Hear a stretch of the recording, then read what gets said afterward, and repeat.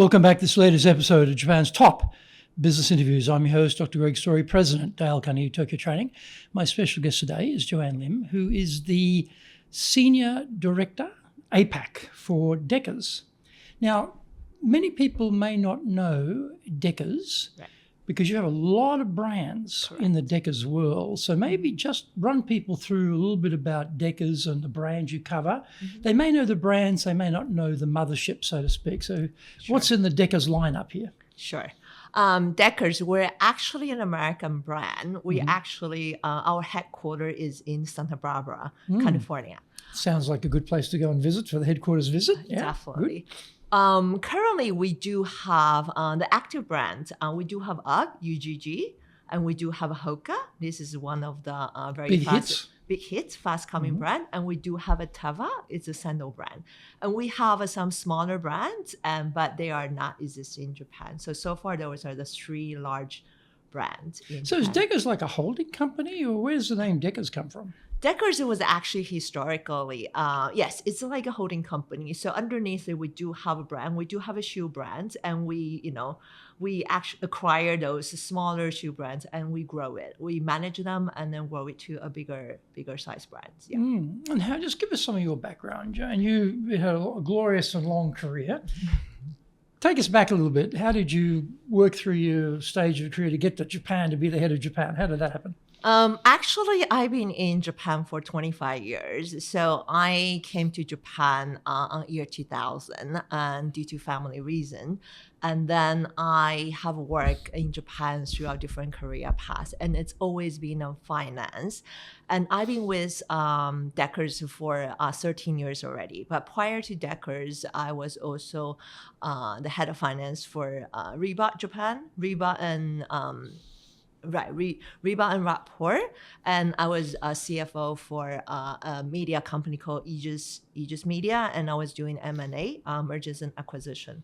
But then I got hired from Deckers a long time ago, and in the CFO role, in the finance role. Yeah, in the CFO role. So mostly in the CFO role. And last year, I was fortunate enough to actually took on a country manager role, an interim country manager role for Deckers Japan here.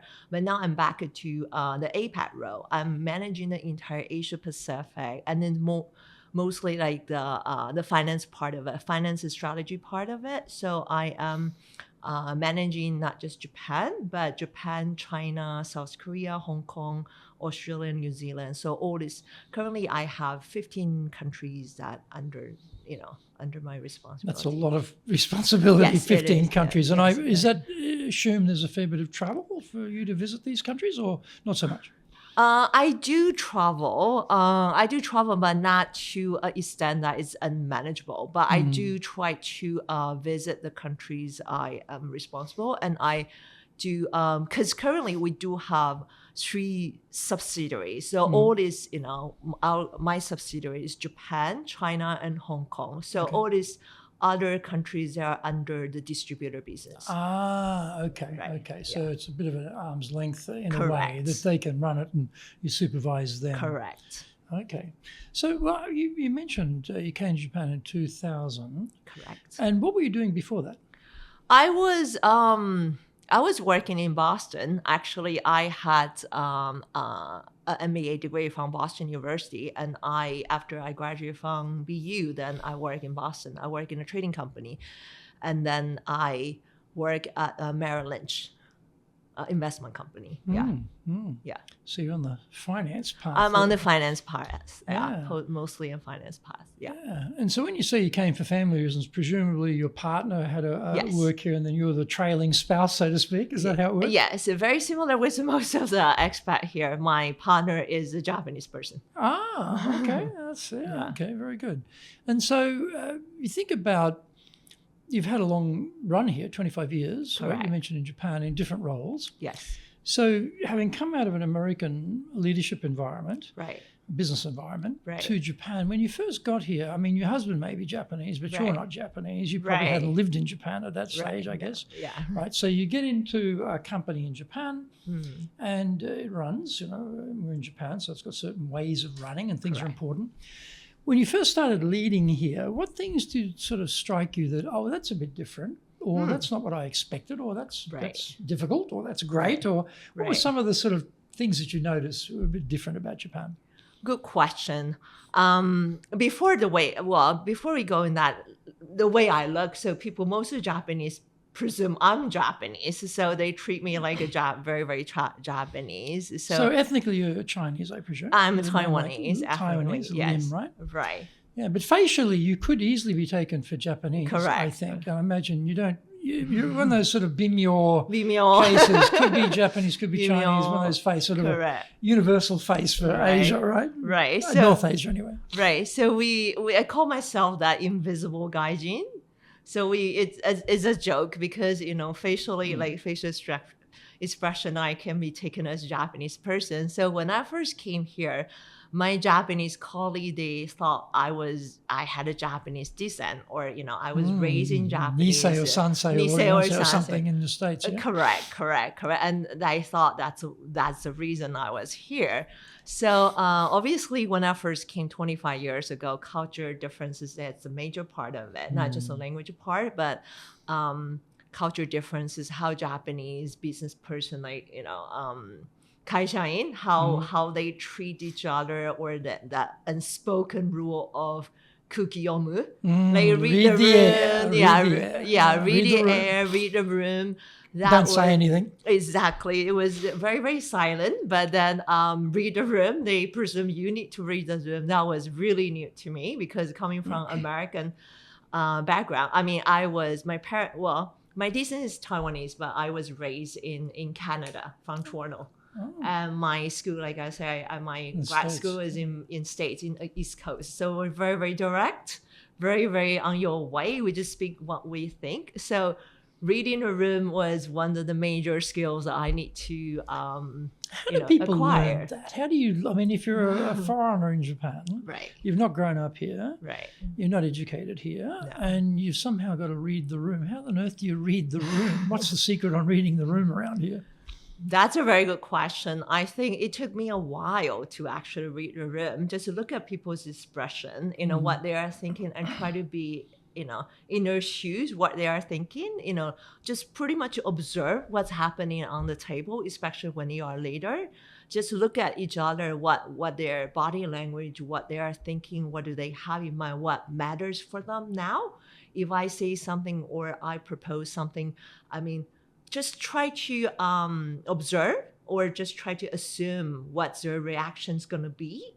And did you speak Japanese before you got here? No. So I'm guessing, like me, when you first get here, you don't speak Japanese. You are really an intense student of body language, right?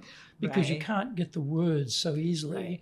So we don't think we're kuki or yomu, reading the air, but in fact, we're reading the body language very, very precisely, I think. And we're trying to get hints and understanding what the hell they're talking about. What's this person thinking? So maybe in a way, not having a linguistic background, you're forced to actually really investigate the person in front of you. Correct. Quite forensically, I'd almost say. I think so. You can put it that way, and that's a very that was a very interesting experience. And that kind of I'm still on this journey, because every day with your whoever are talking with you, you have to really think immediately, very, very fast. What this person is thinking. What goes through his or her mind now, and it's always kind of it's very interesting. For me, it's really fun part of it. Just try to observe, because a lot of times, especially for Japanese colleagues, they don't really speak very openly about what they're thinking.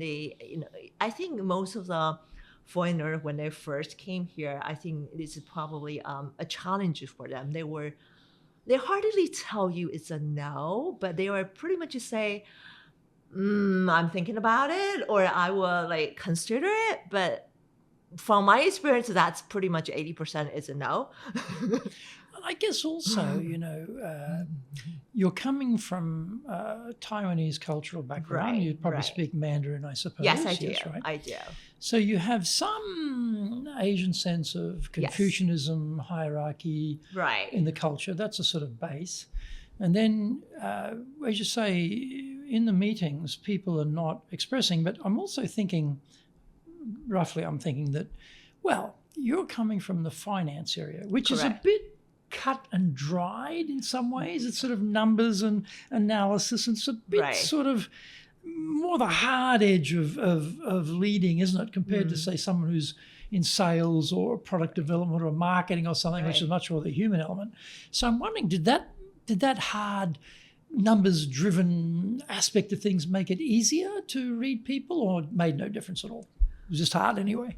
For me, I think it's actually that's a really good question. I never thought about it. I think the number part of it probably helped me a little bit. Again, I totally agree with you because it's very number driven. So it's either pretty dry, or. Isn't it? Exactly. It's either It's or. The numbers, Exactly. You can really hide it if it's bad, it's bad. If it's good, it's good. But however, it's very interesting to see how people actually responded to it. I mean, there's still always a human part of it. So, okay, when you look at the number, when you look at, very simple sales, gross margin, SG&A, and operating income, you'd be very surprised how people's reaction to it. I mean, people can react in all different ways of, gross margin is high, and then we're expecting it must be good. But from my experiences, some people would say, why is that?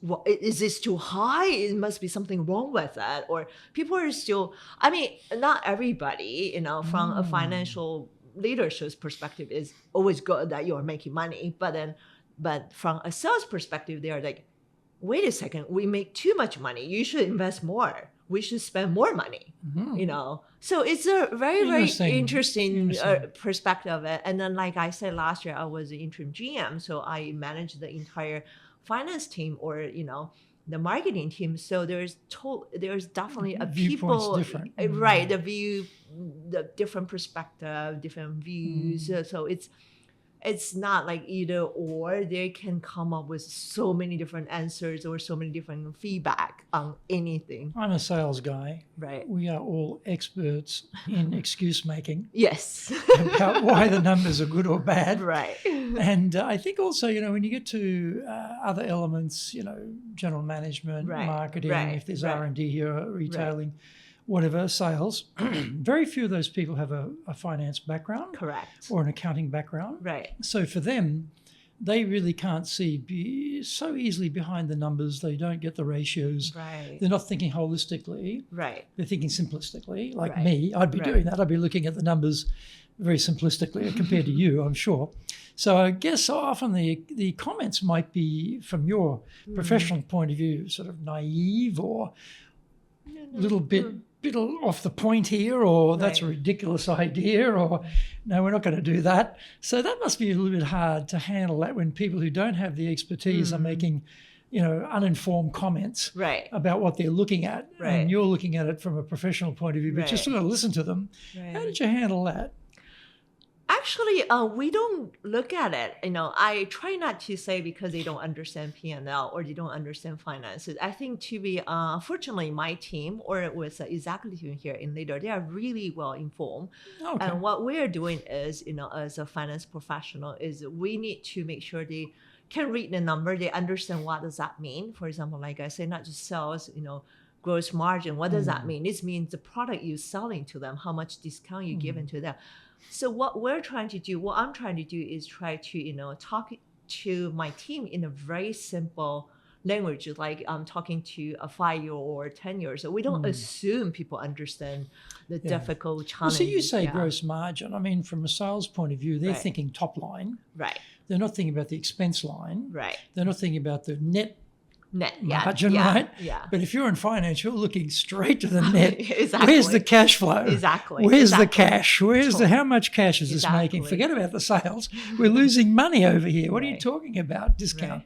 We need to sell more product. Get out there, Right. So I guess you've always got those tensions in any company. Yes. Right? We always have that. I always have that conversation. And again, that's a day-to-day conversation. So the sales team, again, like I said, we inform them. We tell them what are the consequences. This is not about the volume. It's about good quality business, and then it's about consumers. So by the end of the day, for like decades ago, we are selling shoes. We sell 99% we're selling shoes. Is what our mission there, is to make sure the consumer, they're happy with whatever shoes we're selling. We bring them a really good experience at our retail store or our e-commerce But HOKA store. has been a sensation. I mean, you've talked about, interesting for me, Right. shoe market is, for that type of product, is incredibly crowded.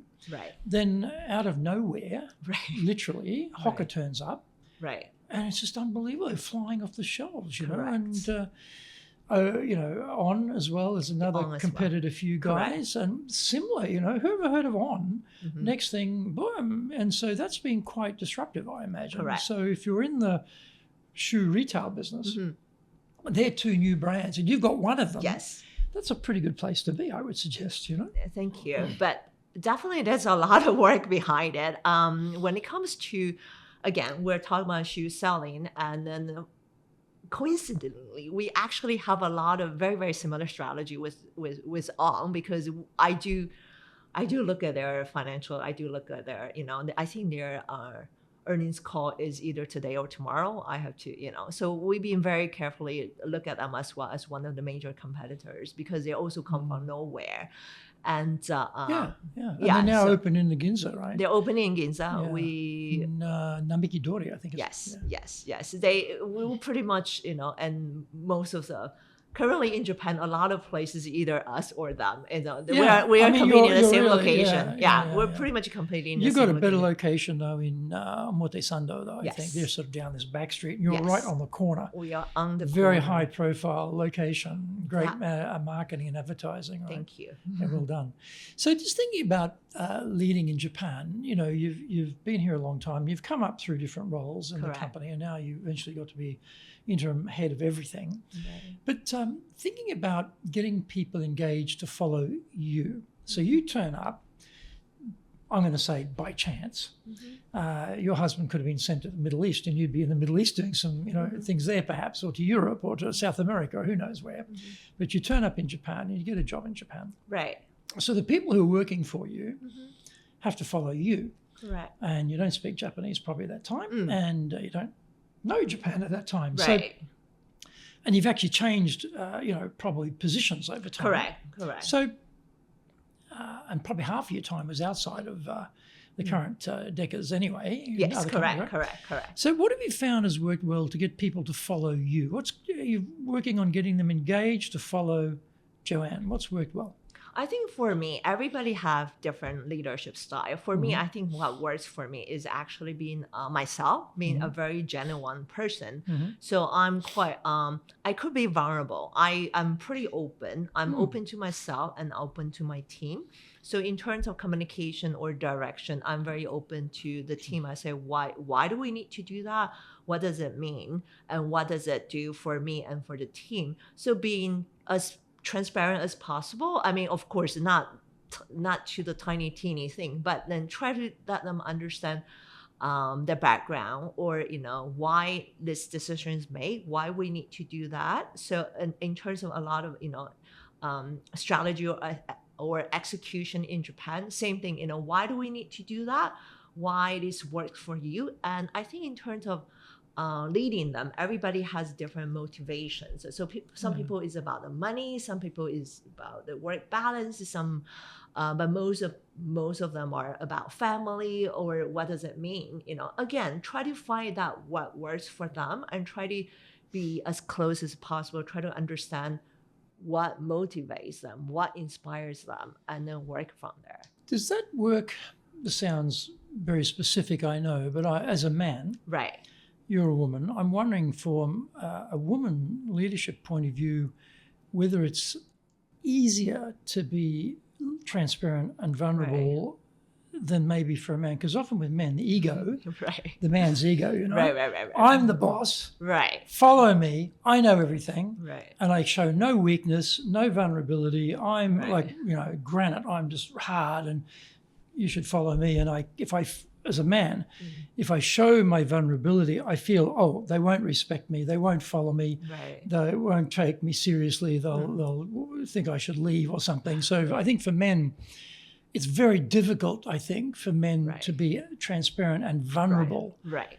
But I'm just wondering, is that something that's perhaps easier for women to do? Maybe less expectation from a woman leader than a male leader? I don't know. What do you think? That's a very good comment. I think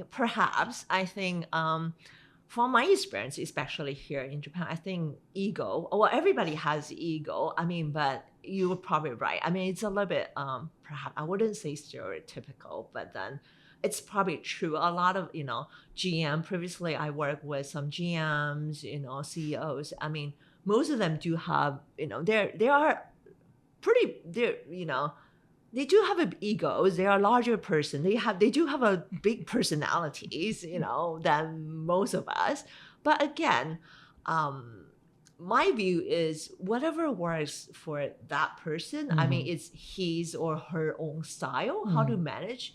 And again, this is a corporate world. So most of us, unfortunately or fortunately, this is kind of, we have to adjust. We have to work individually, whether you agree or not agree. I mean, I like a word say you don't need to agree, but you need to align. Alignment is extremely important. A lot of time we don't necessarily agree on somebody saying something, but then by the end of the day, I think we work in a corporate world and there are a lot of stakeholders and we need to work together and try, work out our differences, whether it's less vulnerability or anything, And do you manage up differently to managing down? By that, I mean, in my experience, right, I was a very hard-nosed, driven leader when I was younger. Right.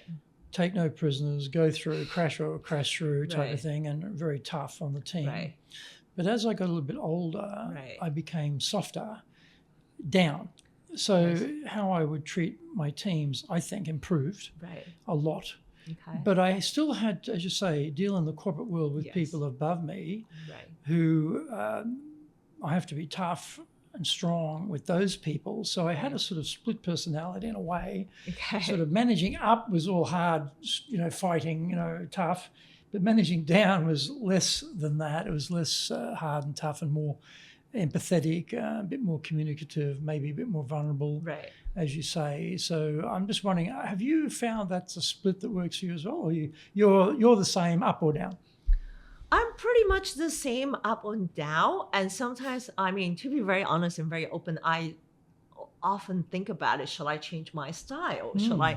Shall I adjust a little bit? Because again, I am pretty tough on myself and then pretty tough on my team. But again, like you say, I totally agree with you. When I'm getting older and older, I'm become more sympathetic and I have a more empathy toward the team, and I realize not everybody is excellent. There's definitely something there, and then I shouldn't treat everybody the same I treat myself. It's always very hardcore, and work like every day. I mean, easily I can work nonstop until very, very late. I shouldn't do that to my team. I shouldn't expect that. I'm getting that. I'm still working on that. But again, but I don't do that again. I mean, obviously I report directly to the headquarters CFO. I mean, he doesn't do that. I think it's definitely a different work ethic, inside Asia and outside Asia. And or in the sense of what, Asia works longer, harder? Yes. More disciplined? America, they're not going to the gym and going to the bar or happy hour or something and disappearing earlier than we would in Japan? Not really, actually. And surprisingly, not really. Surprisingly is actually, like I share, I do have a different team. So I have a Japan team. I'm sitting, my base is here in Japan, but I do have a China team. I have a Hong Kong team, and I report into North America. And then there are different time zones and everything. Surprisingly, North American team works really hard as well. I mean, it's always a phone call away. It's whatever, if I ping my boss, if there's something I need to talk to him immediately, he's going to pick up the phone in 5 minutes. He saw my same thing. So that's kind of expected. And I think a lot of time, we as a senior leaders, we behave or the team will look at us, we it's lead by example. If we behave certain ways, so the team, they know, oh, she's like that, so we are expecting, we need to do that as well. If she pick up the phone on a Saturday, well, I do read my email on Saturday and Sunday, but I told them not to reply. But then, I mean, they know I read the email, so they kind of think, oh, maybe she's reading my emails, something like that. Yeah. So it depends. But yeah. And what about, you bring a lot of global experience to Japan, and you've had many high-level positions in the finance area, CFO area. So you have probably a much more global, broader perspective than maybe someone who's grown up in Japan, educated in Japan, works in Japan. Right. So there's always, and I have this problem, I'm talking about myself here, this tendency to be someone who's stimulated by a lot of information available in English, particularly related these days with tech. We get a lot of information through tech in English compared to, say, Japanese. You think about AI, it's all English. Right? And so we tend to have a lot of ideas, and we tend to be the idea generator. Right. And the danger of that is that we forget about the team and forget about getting their ideas, because we're just full of ideas, Right. Let's go, Right. So what have you found has worked well to get ideas out of teams, so you get that sort of bottom-up approach? It's not always top-down. Right. That's an extremely good question, especially in Japan when people are more conservative. They are more respected to the leaders. So they are they are extremely conscious about, am I saying the right thing? Where he or she, hates me if I say something who is not her idea. They always try to, just from my personal experience, most of them are trying to, please the leaders. That's their tendency, try to make sure, the leaders get the stage rather than the individual. So it's always a danger. In that case, for me, I always have to remind myself, don't say too much, and then just give the team, some airtime. Make sure they just try to sit back. Especially a lot of time, like you mentioned, my background is finance. So there's always black and white, and there's always end result. And with people like in my experience, I can probably see, okay, you probably did something wrong there, or there's something there that's why the result is like this. So there's always a first reaction for my profession is to find the solution, try to fix it. And that's the audit side of finance coming out to analyze what's going on with these numbers here. Right. The back of my head, there's always a tendency that the finance person just came out. The finance Joanne just like appears. And the general Joanne or the executive, I need to pinch myself, not to say anything, sit back, and it's very hard. And I'm still trying to do that every day. Let the team take the stage, let them understand what's happening, and then that's how they learn. I'm still doing that. It's a very hard journey. I have to be give up, to give exactly up control. To give up control. Yeah, and also the time, because people who are driven are usually time poor. Exactly. And so you're thinking, I was wasting a lot of time having this exactly. chat. We should get down to business and move on. Let's get going. Fix this up and move on. But you can't. I can't fix it up and move on. You got to slow it down. And correct. Let them talk about stuff you think that's irrelevant, or that's not a very good insight, or that's ridiculous. But I got to sit here and listen to it anyway. And I'm chewing up my valuable time listening to this crap, but I got to do it. Not easy, right? Not easy. It's actually very, very challenging. I'm still managing every day, and I'm trying to, say, well, should I do it better? Every Friday I'm looking at my agenda. I'm looking, what, should I do this better? Should I not say something? So you have like a Friday review of the week or something? I try to do that myself. Well done, I try to Friday afternoon, I try to free myself and try to have, think back and flashback. Say, what have I done? Could I do it better? Or could I, or this is absolutely right. But honestly, I couldn't keep up with it every Friday. There's always something coming up like every single week. So of course. But I try to make that as a commitment. I try. So in terms of getting ideas out of people, what have you found works well? Like I say, just not judging, like, try not be So judgmental. but how do you get, like, as you say, Japanese are very conservative, Yes. very passive a lot of times Yes. about idea generation. Like Right. they've probably got tons of You ideas, probably have. but you'd never know because they never volunteer any of They them. never say. speak They up. never share. And you've got to sort of drag it out of them somehow. Right. So what have you found works well to drag it out of them? I think a lot of time, it takes a little bit of encouragement, and I try to be very genuine. Whether, like you mentioned, whether it's how silly it is, try not to judge them. And I think the most important thing is to have them participate. Is actually participation.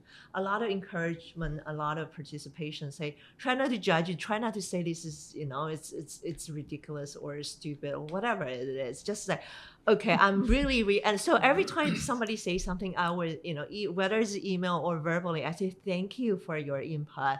This is really, really good. I just encourage them to have that input, and then appraise them in front of everybody. Just try to get that flowing, to get that information flowing, just to have, always appraise them, say, okay, thank you for, share this with us. And again, try not to judge, and then and make them feel good about themselves by sharing anything, even though it's something that you feel is small, it's very tiny. It doesn't, like you mentioned, why am I taking 5 minutes of my time by looking at this? But I have to remind myself, just don't say anything, just smile and say this is a great thing, and then just have that information, have that flow into the table, and encouragement, a lot of encouragement.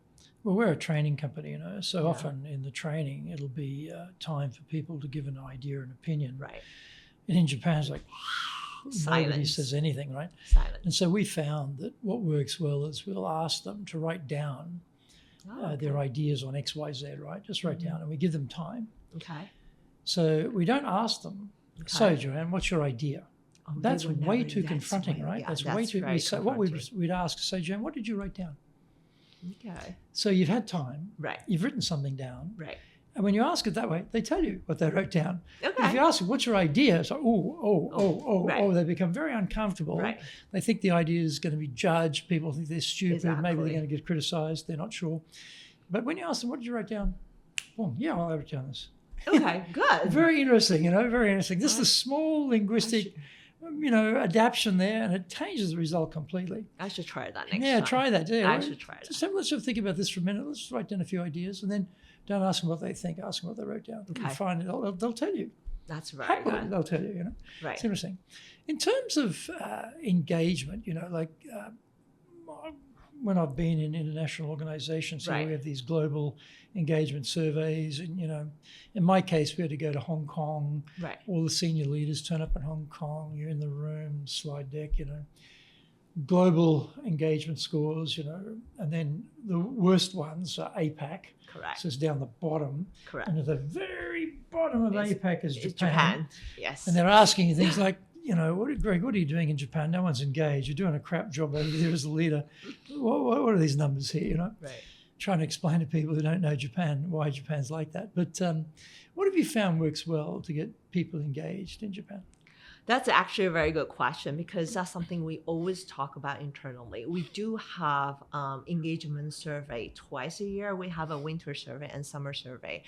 That's quite frequent. Yeah. Right. And very similar. Yes, Japan is always at the bottom. Not necessarily APAC. Actually, within the organization, China actually ranks pretty high, above the global average. But then Japan always ranked very, very modest and then very, very conservative. So again, I think it goes back to internally, we had a lot of discussion about how is the wording? How do you word the question? Because that's actually, when... Are we talking about wording when it's translated into Japanese? Yeah, exactly. Well the done. wording Well that done. is very, very tricky. And especially, right. And because when you're looking at a very similar survey like a Teva, or Reddit, when you rank Japanese people, how is this restaurant? Oh, the food was great, the price is good, service is great, but the score is 3.5 out of 5.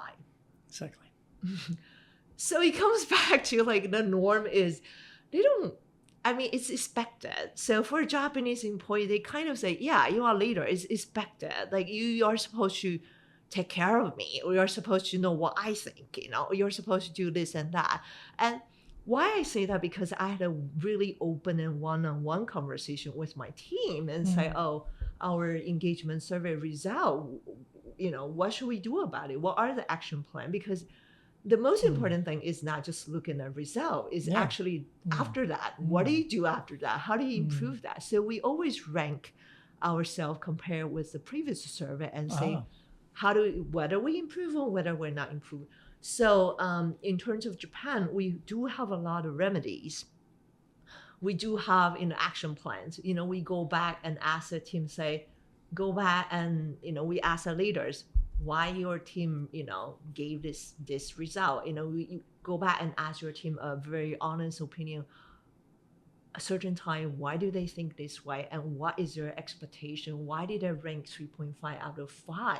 So what are we missing? What's that 1.5? Is there anything particular we're missing or they want us to do? And come back to us. We gather all this information and come back, say, okay, is there something we should do as an action plan? So we come up with a lot of, like last year, when I was interim GM, we came up with lunch and learn, because some of them say, okay, we didn't really understand what other team, we don't know what they're doing, especially when we're, in this hybrid model, we don't come back to the office anymore. We are lacking communication. We don't understand what the other team, marketing team, finance team, or HR, we don't know what they're doing. So we kind of mix them together, say, okay, let's have lunch and learn. Each department had you pick a topic, and then the company pay for the lunch. We can order pizza or anything simple, or sushi or anything catering, and then just share what you are doing, what are the projects you are doing it right now. And then we also have the new joiners, they have a lunch with the directors, with for example, the GMs or sales director or HR director or anybody. So who do you want to have lunch with? Ask them. For example, the new joiner, they came to me, I had lunch with them. They asked me a lot of personal questions, like very similar with what you were asking. When you came to Japan, what are the differences? What are the culture shock you have? How do you feel? Well, see, after this podcast, you won't need to do that anymore, because they can just reference this off hopefully off YouTube, and they understand all the things about you.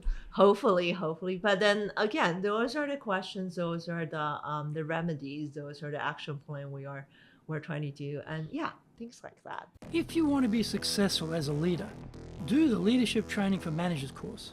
All companies need people who can both manage and lead. Leading people screams out for real skills in communication, dealing with all different types of people, being excellent at innovation, planning, delegation, handling mistakes, doing performance reviews really well, and inspiring and motivating the team. Do the Leadership Training for Managers course now in either Japanese or English.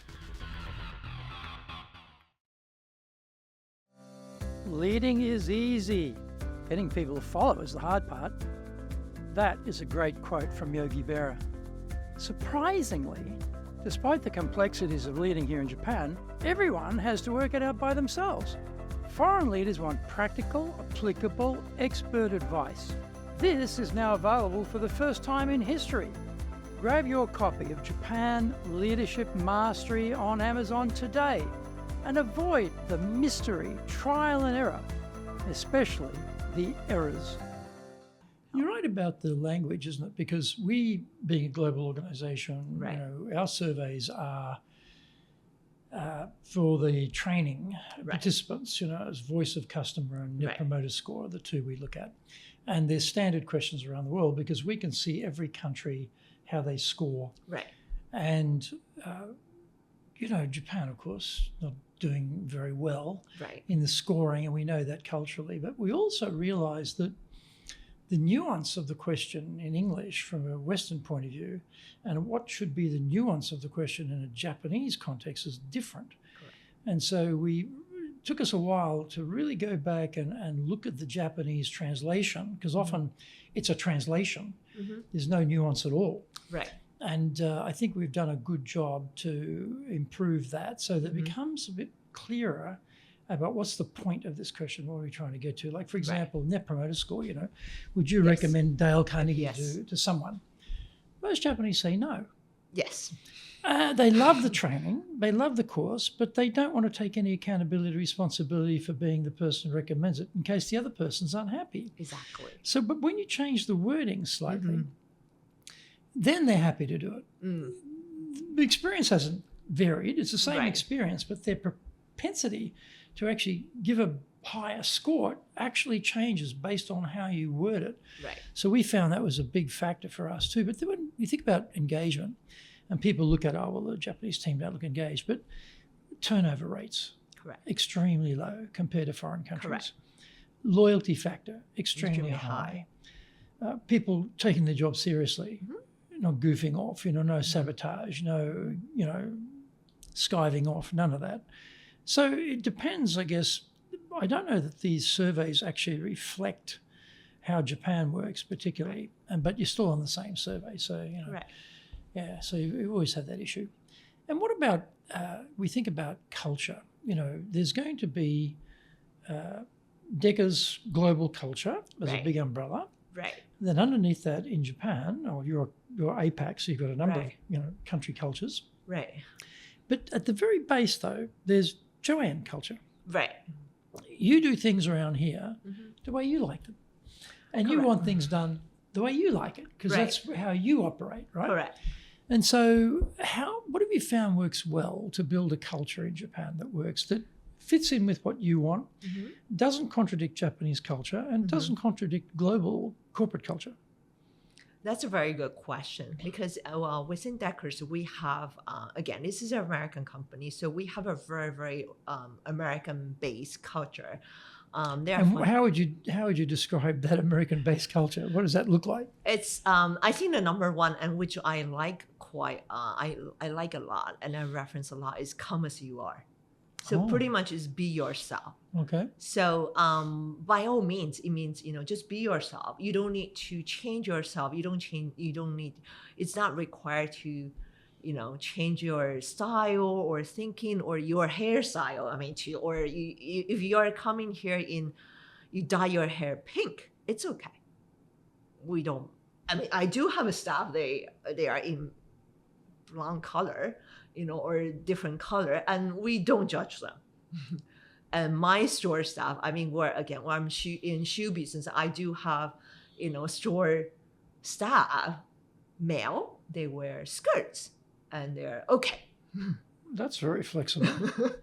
And just to give you an example, because that's how they express themselves. And this is one of the culture I like. And I keep enforcing it, say, okay, come as you are. This is very, very fits in myself, and it fits in our culture. That surprises me a bit, because Japan's such a formal society and conservative society, and I can understand someone running around in the office here in a skirt with pink hair. I could get that. Yeah. But I'm interested to know that you would have someone facing the customer like that. That surprises me a bit. It's fashion. Of course, in a very tasteful way. It's and with the younger generation, Gen Z, is actually they don't feel. And plus, a younger generation, especially in the 20s, now in the 20s, a lot of apparel or fashion, they are unisex.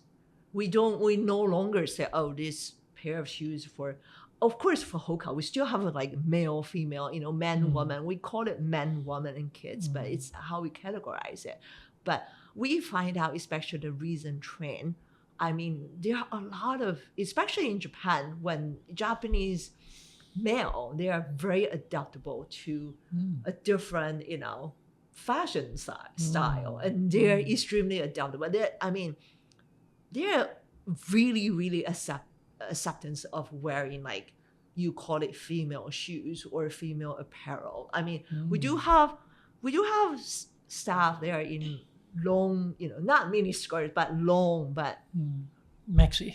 Yeah, maxi or long skirts. And they look really good in it and very tasteful in it and very, very edgy. And it's part of the fashion. I mean, nobody's going to judge them. This is fine. Yeah. Interesting.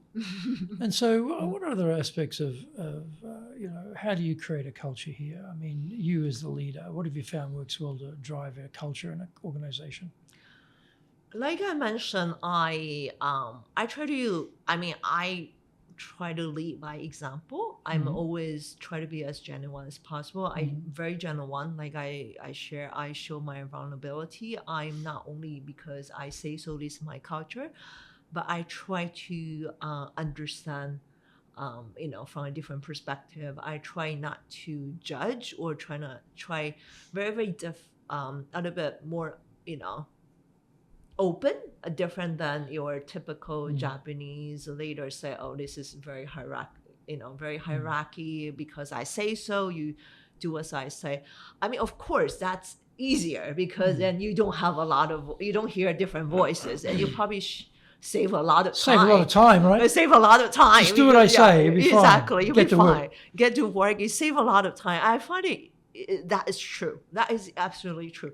So there's always a balance because I still sometimes find it like, okay, with this really, really liberal Republican, but then there are a lot of different voices. There are a lot of questions, and I'm spending a lot of time trying to get alignment. But again, sometimes it pay off. I try to be positive, say, okay, definitely pay off. I mean, because if people are happy, they stay longer, there's less turnover.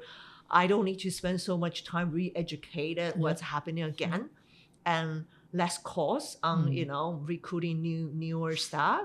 So I try to, convince myself it pays off. Maybe, more time spent on myself, but eventually pay off.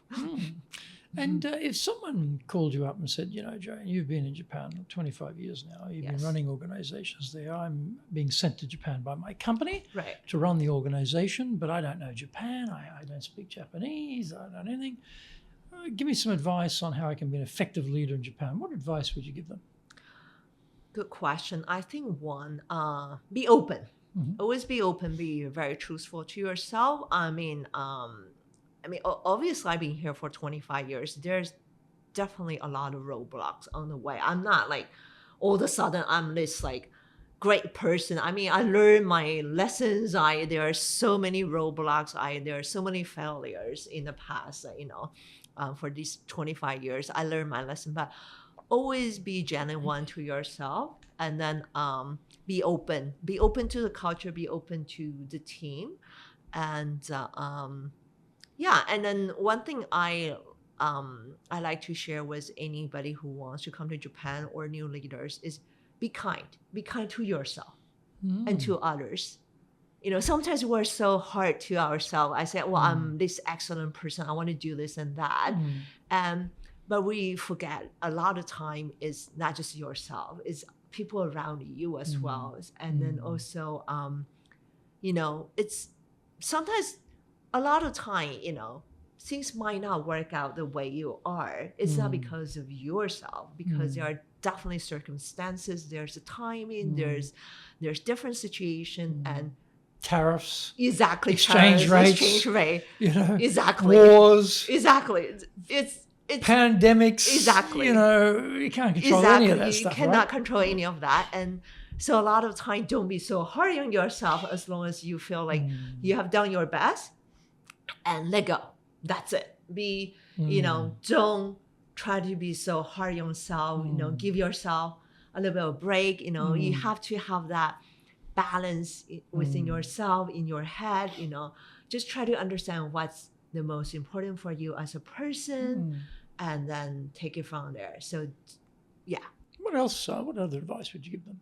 Like I say, be open, be genuine to yourself, be kind, and understand the different perspective.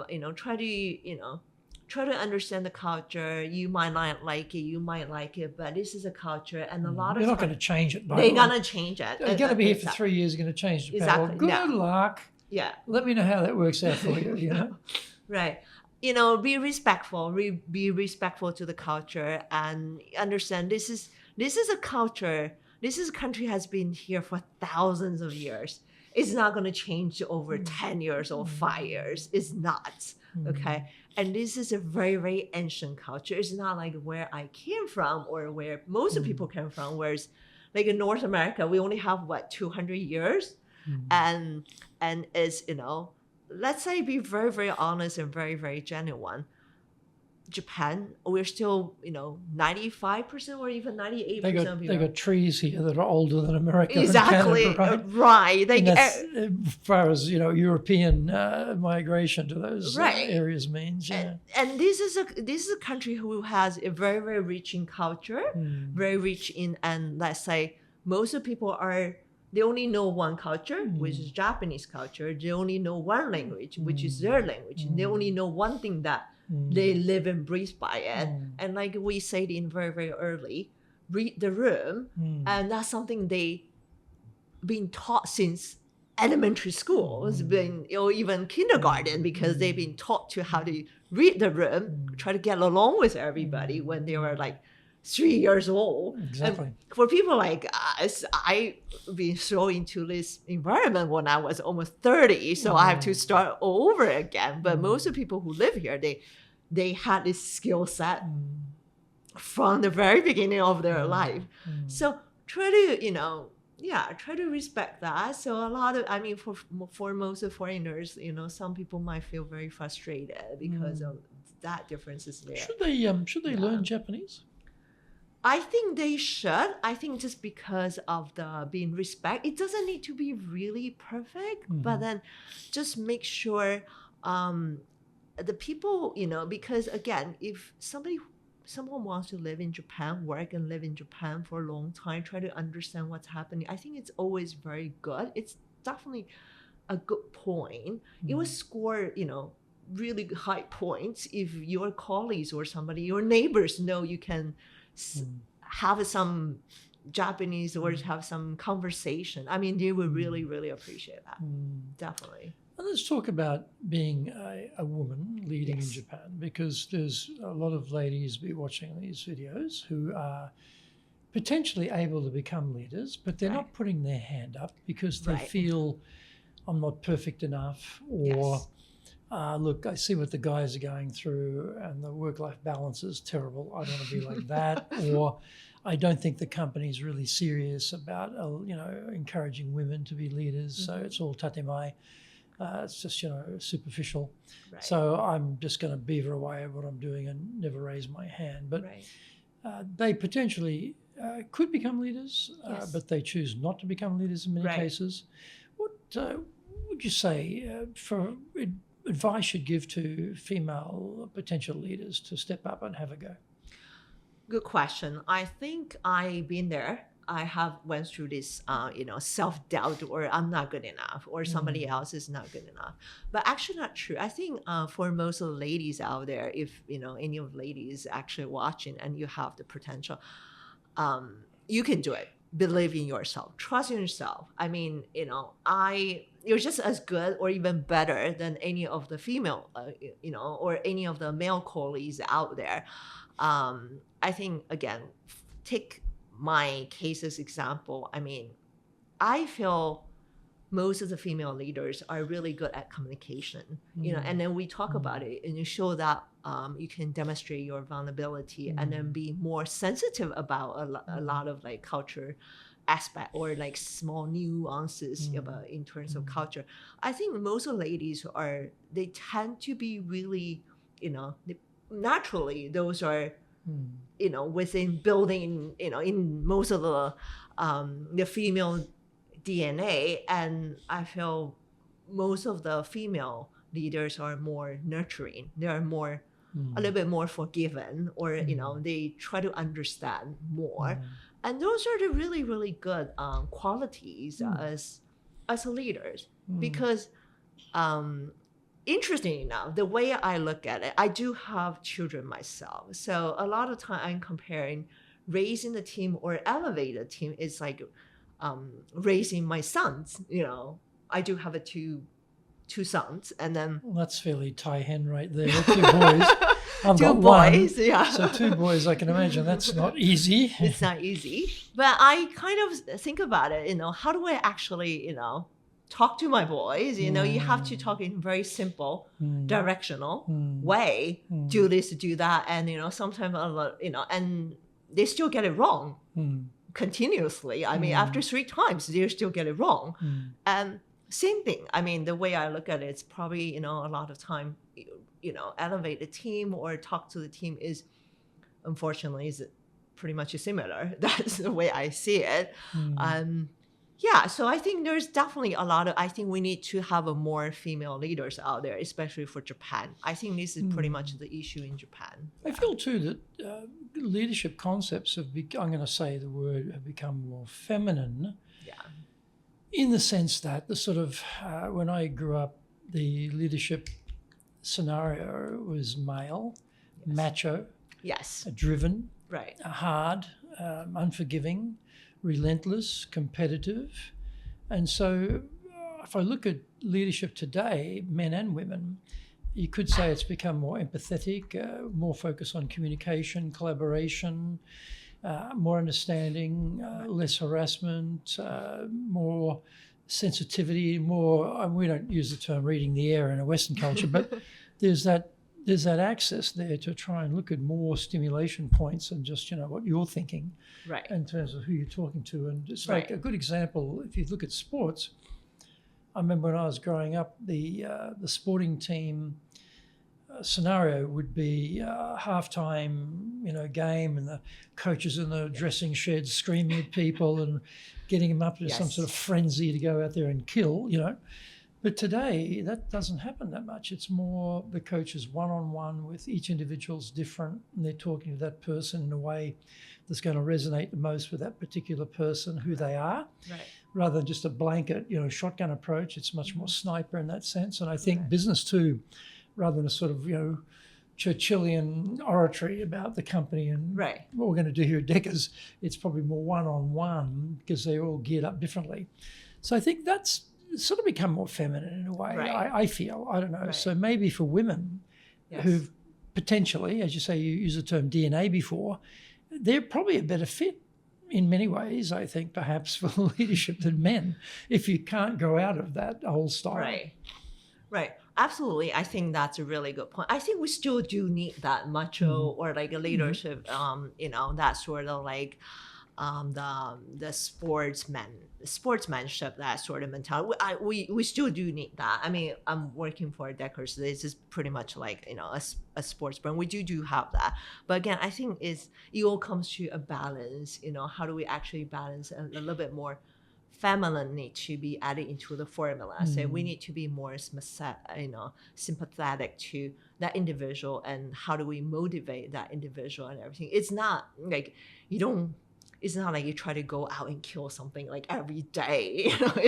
Sometimes it's a little bit tiring. Like if you think about aggressively, how do I kill this and that? I mean, it's sometimes you kind of, okay, again, because sometimes you need to like kind of like sit back and then think, okay, how do we balance, and how do we, it's sometimes it's offensive and defensive. We need to move forward, but sometimes we need to, move back and then, kind of think, okay, what's wrong and what are the strategy? Does this make sense or not?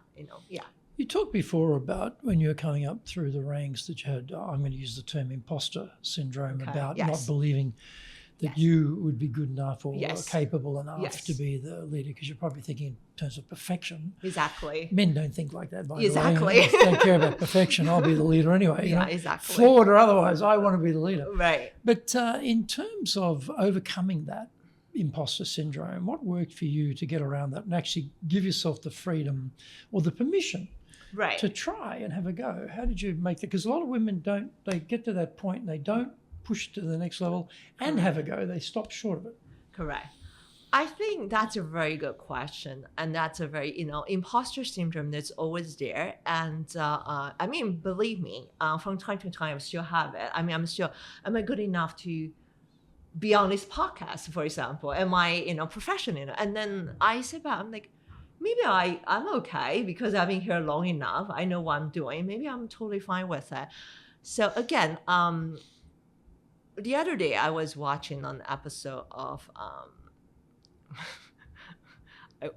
I wouldn't say it because it's ridiculous, but I was watching an episode and then somebody say like, fake it, fake it until you get it. So you fake till it, you make it. Yeah, Classic American. Yeah, exactly. Idea, right? Yeah, exactly. Fake it until you make it. So somebody was actually, they say fake it until you make it. It's fine. It's totally fine, and it's very American. It's very American. As an Australian, yeah, I don't think anybody in Australia would run around saying "fake it till you make it." That's because very American. That would just not cut the culture there at all. I don't think it's extremely American, but sometimes it works, and especially if this is American corporate. I feel a lot of people in my corporate life. I mean, I work mostly. Half my career are actually American companies. I see a lot of people actually do that, and mostly men.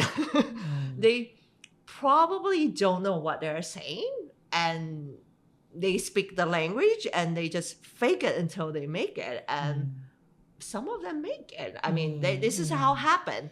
I mean, there are definitely part of it is true. There's definitely part of it is true, and it's very, very American corporate. And like you mentioned, I mean, being a Canadian, I wouldn't say that's no, like I wouldn't dare. But no, exactly. But again, culturally, right? Culturally, I'm like no. Like if I don't know what I'm talking about, I just this is really embarrassing. But I've seen it. I mean, especially in American corporate culture, and then I wouldn't 100% recommend it, but I think just give it a try. I would recommend it to most of the female ladies leaders. Give it a try, and and something I sometimes, this is again very ridiculous, but sometimes this is when I was at younger age, and I have to look at myself in the mirror and just cheer myself up, saying I'm good enough. And I have to say at least 3 times. For example, and I don't do that anymore. When I was given a really big presentation in front of the board or anybody, I would just go to the bathroom or the ladies' room, like 5 minutes because of that anxiety there, and I just like psych myself up and make sure I'm pumped and just get out there and just go get them. Yeah. But I think that's, it's interesting. They say that, when there's an opportunity to step up in leadership terms, that ladies often think they have to have at least, when you look at the job description, 90% of the detail to be able to even put their hand up. Men, they got 60% or less, they'll put their hand up anyway and give it a crack, and I guess that's holding people down in many ways. And, you grow into jobs. And you grow into roles, and you're not going to be perfect at the beginning, but you can grow into it, and so you learn over time. So maybe don't deny yourself the opportunity to grow and think. If I don't put my hand up, some guy who's only got 60%, I might only have 70, but it's 10% more than him, or 80%, 20% more than him. I should have a go, and see what happens. And a lot of time, I feel from my own experience is a lot of time there are a lot of smart ladies out there, and then when they didn't put their hands up, and then when the company appoints somebody else, and the person is doing a poor job, and then she might regret it. She's like, why I didn't put my hands up? And again, life is too short. Just give it a try. And if something didn't work out, there's nothing to lose. I mean, there's nothing to lose there. Honestly, nothing. And what would be your definition of leadership? Like I mentioned, lead by example, and always be truthful to myself, and be open, be honest, and have an open dialogue with my team, and celebrate when things are good. Celebrate when things are good. When the team is making a progress, celebrate. I should do more of that. Everybody should do more of that. I'm too Spartan, stoic, reminded. Everybody should do more of that. I think we're not doing enough of celebration. We being a professionalist myself, I know I'm not doing enough of that. I'm always keen, focus on what did I do wrong, same. You're not the only person. Same. So we should celebrate more. Well, Joanne, thank you. Thank you. It's been great chatting with you. Thank you. It's an honor. Please join us again for our next episode of Japan's top business interviews.